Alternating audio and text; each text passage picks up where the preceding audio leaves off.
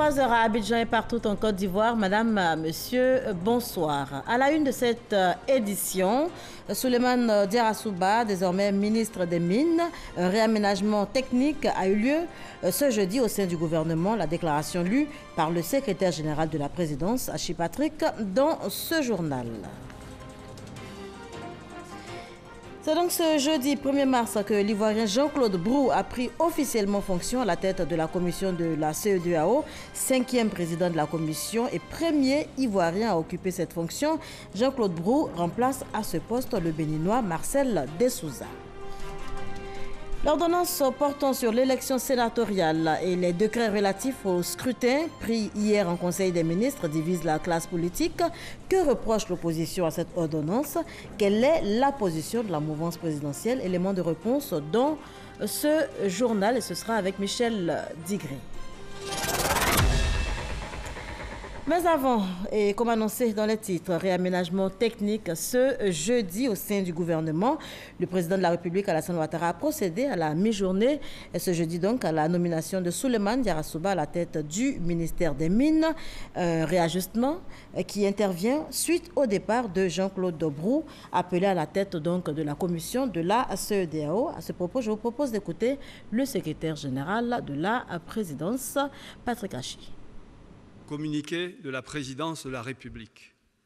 Le président de la République, son Excellence M. Alassane Ouattara, a procédé ce jeudi 1er mars 2018 à un réaménagement technique du gouvernement. Ainsi, sur proposition du Premier ministre, chef du gouvernement, M. Souleymane Diarra-Souba, ministre du Commerce, de l'Artisanat et de la Promotion des PME, est nommé ministre de l'Industrie et des Mines par intérim, fait à Abidjan le 1er mars 2018. Voilà, c'est donc ce jeudi 1er mars que l'Ivoirien Jean-Claude Brou a pris officiellement fonction à la tête de la commission de la CEDEAO, 5e président de la commission et premier Ivoirien à occuper cette fonction. Jean-Claude Brou succède ainsi à ce poste au Béninois Marcel Alain Dessouza. Cérémonie de passation de charge ce jeudi, cérémonie suivie pour vous par Mahama Traoré, envoyé spécial. Une fois de plus, le destin professionnel de Jean-Claude Brou le conduit sur la scène internationale. Cette fois, c'est la CEDEAO, Communauté économique des États de l'Afrique de l'Ouest, qui l'accueille en qualité de président de la commission. Désigné le 16 décembre dernier par la conférence des chefs d'État et de gouvernement, Jean-Claude Brou a succédé ce jeudi 1er mars au Béninois Marcel Alain Dessouza. Un président sortant qui repart confiant au regard du profil de son successeur. Jean-Claude Brou, désormais ex-ministre ivoirien de l'Industrie et des Mines, est un ancien du Fonds monétaire international, de la Banque mondiale et de la Banque centrale des États de l'Afrique de l'Ouest. M. Brou est un cadre compétent et expérimenté, bien au courant des défis majeurs de notre région et des grands sujets qui préoccupent actuellement notre organisation régionale. Tout comme nos prédécesseurs, vous devez ajouter d'autres jalons essentiels à l'édification d'une CEDEAO économiquement développée, dans un environnement bien sécurisé, la lutte contre la pauvreté, la création d'emplois et le respect des droits de l'homme et des citoyens. Bien de défis attendent le nouveau président de la commission de la CEDEAO, entre autres, lutte contre le terrorisme, maintien de la paix, consolidation de la démocratie, recouvrement des prélèvements communautaires, rationalisation des charges ou encore création de la monnaie unique de la CEDEAO à l'échéance 2020. Ces quelques défis, nous pouvons et nous devons les relever. Cela est possible avec de l'audace, de l'innovation, de la rigueur et l'engagement de tous à œuvrer dans le sens de la vision tracée par les chefs d'État et de gouvernement. C'est pourquoi je voudrais placer ma mission sous le signe de la continuité, de la concertation et du progrès. Je ferai de la concertation un outil permanent de travail avec toutes les parties prenantes afin de rechercher ce qu'il y a de meilleur, toujours, pour notre communauté. Je voudrais donc vous exprimer à tous mon engagement à être votre partenaire pour faire avancer notre agenda commun partout où cela est nécessaire conformément aux objectifs du traité révisé de notre communauté et des orientations des chefs d'État et de gouvernement. Je ne ménagerai aucun effort à cet effet. Un effort à conjuguer avec les 15 nouveaux membres de la commission. Jean-Claude Brou est le premier Ivoirien à occuper les fonctions de président de la commission de la CEDEAO. Son mandat va durer 4 ans. Ici en Côte d'Ivoire, on s'intéresse à cette audience accordée par le chef de l'État, le président Alassane Ouattara, à Valérie Pécresse, la présidente de la région Île-de-France, au menu de la rencontre coopération entre les deux pays, compte rendu à Ouattouré. La région Île-de-France et le district d'Abidjan entendent renforcer leur coopération. Le gouverneur du district d'Abidjan et la présidente de la région Île-de-France ont ainsi signé un accord de partenariat. Un accord au centre des échanges entre le président de la République, Alassane Ouattara, et la présidente de la région Île-de-France, Valérie Pécresse. Nous avons expliquer en quoi allait consister ce partenariat. Et le président Ouattara a aussi souhaité que nous travaillions sur les thématiques de l'environnement. Et donc, nous allons travailler effectivement sur la ville durable avec des transports plus écologiques, avec le recyclage des déchets. Pour le président de la République, il est très important que nous échangions ensemble sur nos savoir-faire, les savoir-faire de l'Île-de-France en matière environnementale et celle de la Côte d'Ivoire. L'accord de coopération entre le district d'Abidjan et la région Île-de-France couvre, entre autres, les domaines de la santé, l'urbanisme, l'entrepreneuriat, l'agriculture urbaine, la jeunesse, le sport et la culture. Des audiences également à l'agenda du vice-président de la République, Daniel Kablan-Duncan, qui a reçu ce jeudi le vice-ministre indien aux Affaires étrangères, avec qui il a été question de renforcement des relations entre les deux pays. Avant lui, le vice-président de la République a reçu le directeur général de la CFI, la filiale de la Banque mondiale pour l'Afrique subsaharienne. Le point avec Jérôme Kofi Abola. Des rencontres à l'agenda du vice-président de la République de Côte d'Ivoire ce jeudi au palais présidentiel. Au menu de l'une de ces rencontres, la coopération entre la Côte d'Ivoire et le groupe de la Banque mondiale, notamment au niveau du secteur de l'énergie et de la filière cacao. C'est du moins ce que l'on peut retenir de l'entretien entre le vice-président ivoirien et le directeur de la SFI, filiale de la Banque mondiale pour l'Afrique subsaharienne. Nous avons parlé des programmes que nous avons ensemble sur l'amélioration de l'environnement des affaires, sur les infrastructures, notamment le secteur de l'énergie dans lequel nous avons été très présents. Nous avons aussi parlé de l'emploi en mettant l'accent sur le soutien à la petite et moyenne entreprise qui prend plusieurs formes.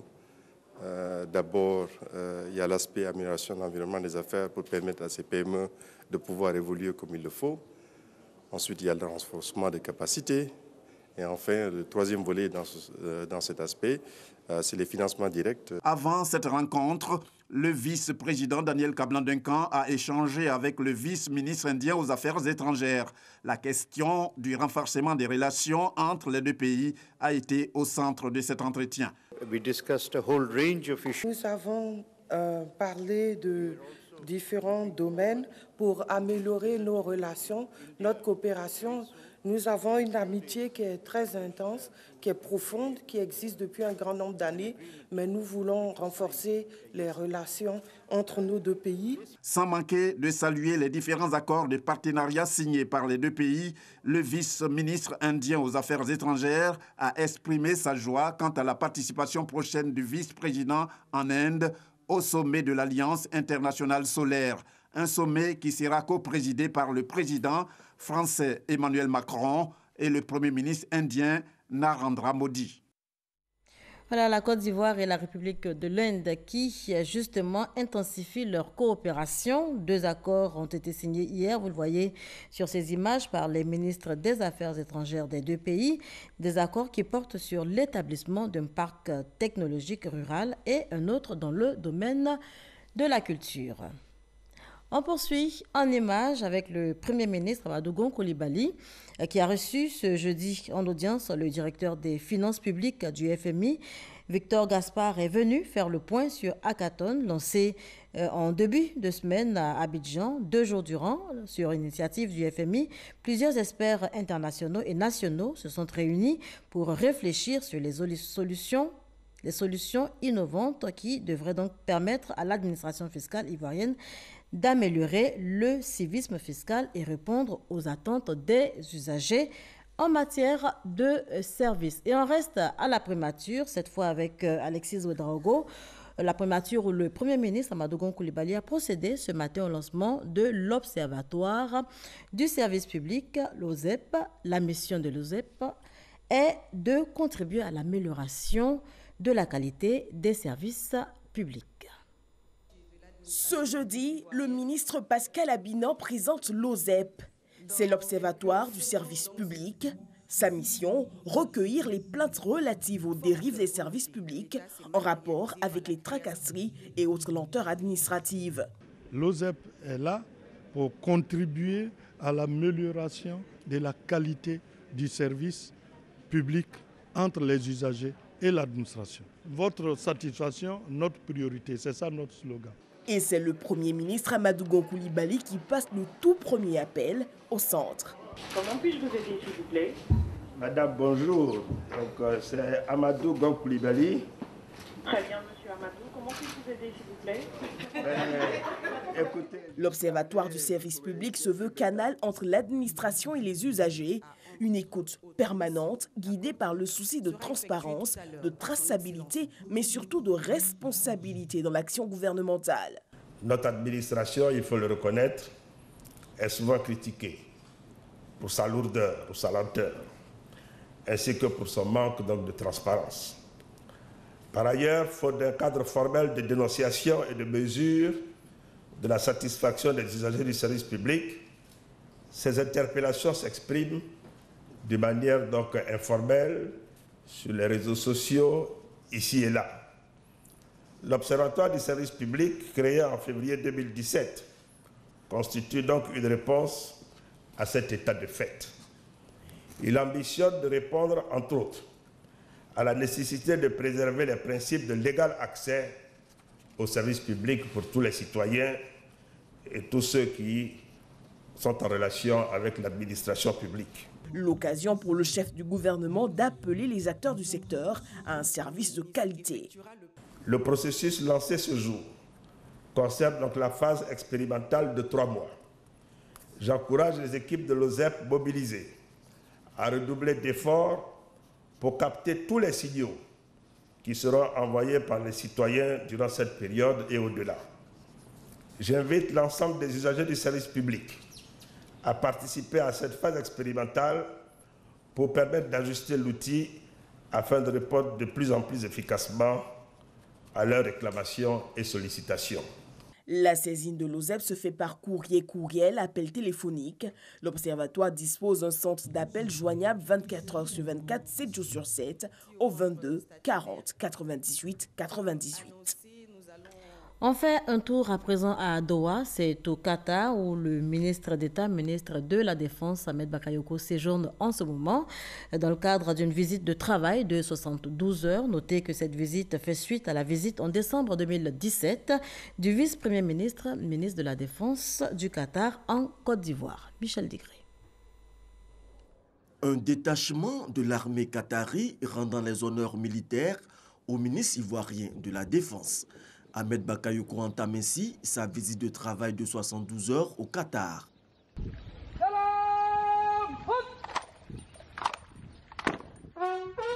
S'ensuit une audience que lui accorde son homologue, Dr Khalid bin Mohamed. Une sagaie, symbole de la défense, est remise au ministre Ahmed Bakayoko pour symboliser la coopération militaire entre les deux pays. Ce jeudi, l'émir du Qatar a reçu Ahmed Bakayoko, qui visitera une base de la marine qatari. Cette visite de travail du ministre de la Défense de Côte d'Ivoire est consécutive au passage à Abidjan en décembre dernier de l'émir du Qatar. Cheikh Tamim Ben Hama avait été reçu par les plus hautes autorités ivoiriennes, dont le président de la République.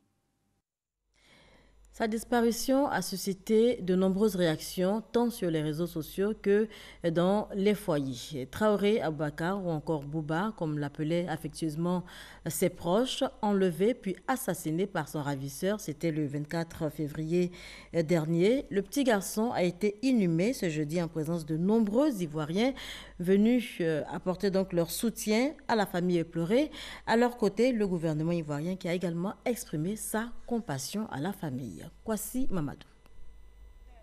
Difficile et douloureuse séparation. Le petit Traoré Aboubakar, dit Bouba, enlevé puis assassiné et porté en terre sous le regard impuissant de son père. Ce moment a mobilisé des centaines de personnes, des membres de la famille, des amis, mais aussi des anonymes. Tous venus témoigner leur soutien à la famille, mais aussi pour dénoncer ces crimes. Non, je ne le connais pas particulièrement. Bon, compte tenu de la vague que son maître a suscité sur les réseaux sociaux, nous sommes venus juste apporter notre témoignage. Dis non, non à l'enlèvement des enfants, non au sacrifice humain, non à toutes les atrocités.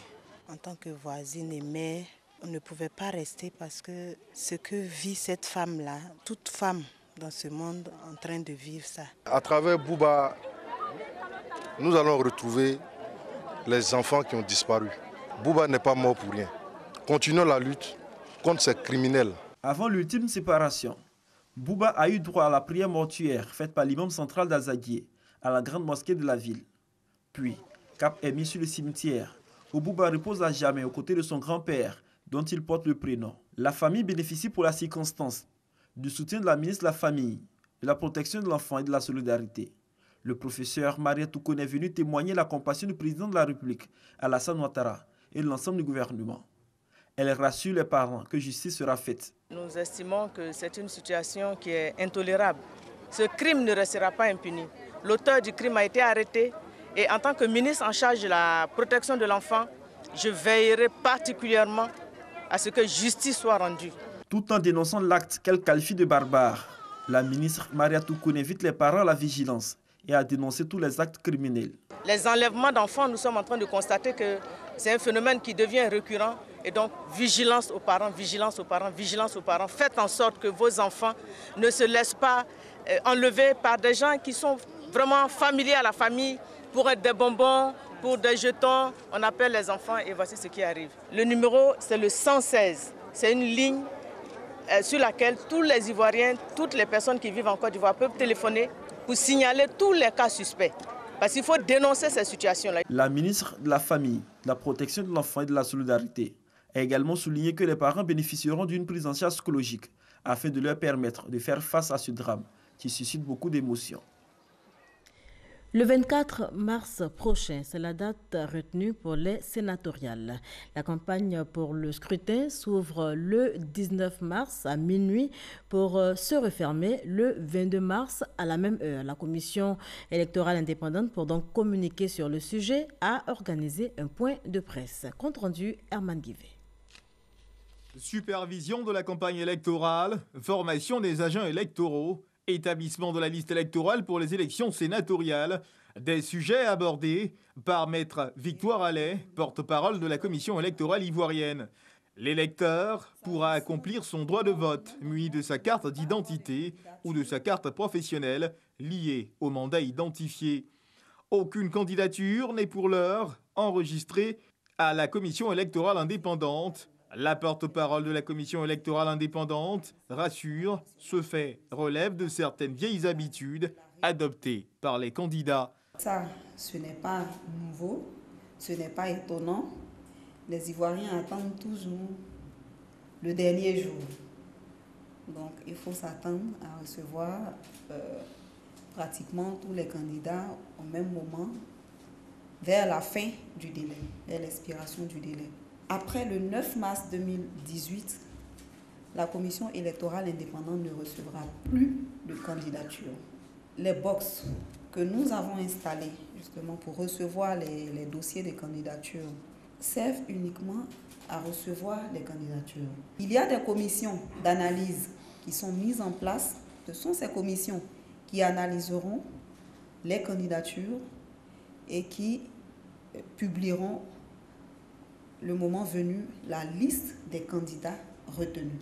Il ne sera pas possible pour certains candidats, une fois élus, de cumuler des postes. Certaines mesures d'incompatibilité existent.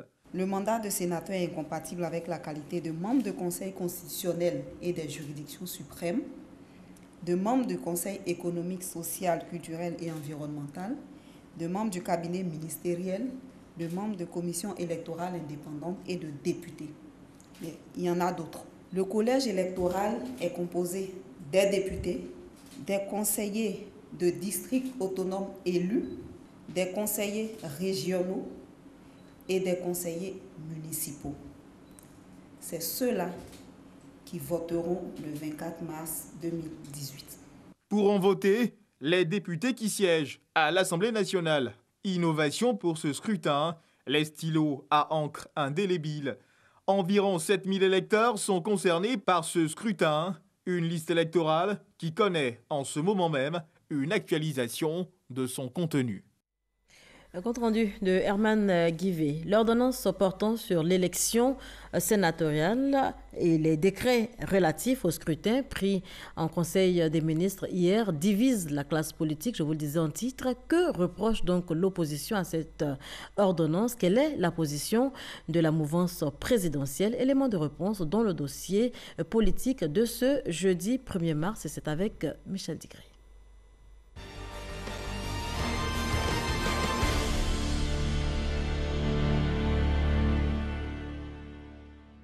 Sur proposition de la Commission électorale indépendante, le collège électoral pour l'élection des sénateurs est convoqué le samedi 24 mars 2018.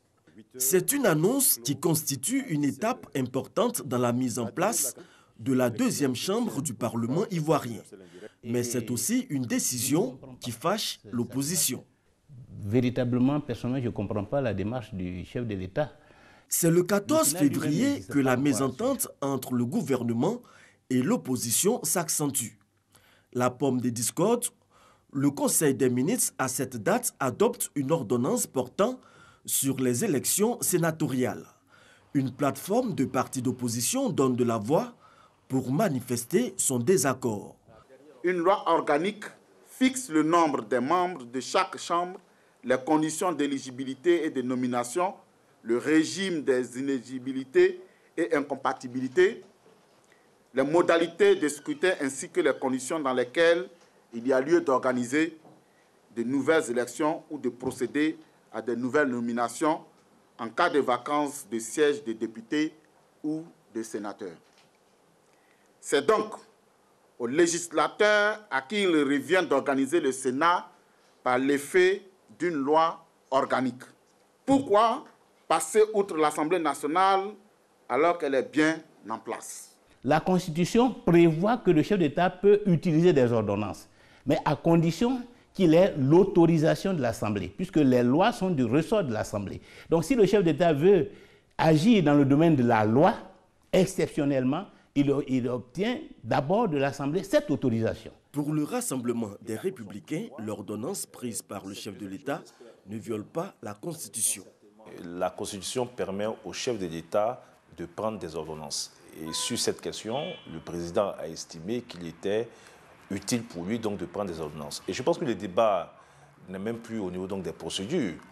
Nous avons eu un référendum en 2016, un référendum donc qui a permis de doter la Côte d'Ivoire d'institutions modernes en vue de renforcer notre démocratie. Et le Sénat fait partie de ces institutions. Un avis que partage Henriette Lagour, présidente du parti d'opposition dénommé Renouveau pour la paix et la concorde. Si le président a des marges de manœuvre de par la Constitution à prendre des ordonnances, c'est vrai qu'il ne faut pas les prendre à n'importe quel moment. Mais si ça permet qu'on aille à des élections et que ça ne devrait pas troubler l'ordre de ce cycle d'élections, moi, à mon avis, c'est vrai qu'on est opposant, mais c'est ça le régime présidentiel. L'autre grief de l'opposition sur l'organisation de ce scrutin porte sur la légitimité de la Commission électorale indépendante. La Commission électorale indépendante, qui par ailleurs doit organiser ces élections, a été déclarée caduque par eu un arrêt de la Cour africaine des droits de l'homme et des peuples qui a fait injonction au gouvernement ivoirien de réparer cette incongruité-là dans un délai de 1 an. Pour le porte-parole du RDR, la commission électorale indépendante est conforme aux tests en vigueur. Ce que nous disons, c'est que la commission électorale qui est là, son mandat est de 6 ans. Elle a son mandat qui finit en avril 2020. Elle est le fruit d'un consensus entre les différents partis politiques. Elle a organisé des élections entre-temps, la présidentielle de 2015, le référendum de 2016, les élections législatives de 2016, et tout cela s'est fait de façon collégiale avec les représentants de l'opposition. En aucun moment, l'opposition n'a contesté le travail fait par la commission électorale indépendante. D'ailleurs, elle a tellement bien travaillé qu'à l'issue de la présidentielle de 2015, la quasi-totalité des opposants qui s'étaient présentés à cette élection ont félicité le vainqueur de ces élections, c'est-à-dire le président Alassane Ouattara, et ont salué donc le caractère démocratique et transparent de ce scrutin. Le secrétaire général de l'UDPCI dénonce une mauvaise foi de l'opposition. Ceux qui animent l'opposition aujourd'hui, là, ils étaient au pouvoir hier. Et c'est avec eux qu'on a mis en place cette disposition réglementaire de la CEI. Bon, on a beau jeu de faire l'opposition lorsqu'on n'est plus au pouvoir et qu'on a participé à mettre quelque chose en place. Et quand ça doit s'appliquer à vous, mais il faut respecter la loi. Au-delà des récriminations contre le pouvoir, l'opposition reste ouverte au dialogue. Nous, partis politiques de l'opposition, demandons au gouvernement et au chef de l'État de tout mettre en œuvre pour proposer dans les meilleurs délais les conditions garantissant des élections crédibles et apaisées, gage d'une paix sociale et d'un développement harmonieux, ainsi que la tenue du dialogue politique annoncé par le Premier ministre qui devra se tenir avant toute échéance électorale.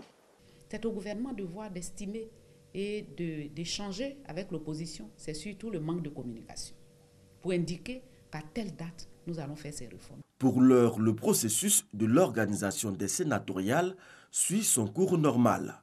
Le dépôt des dossiers de candidature ouverts le 23 février dernier s'achève le 9 mars. Un dossier signé Michel Digré. Financement du secteur privé, le rôle de la BCEAO.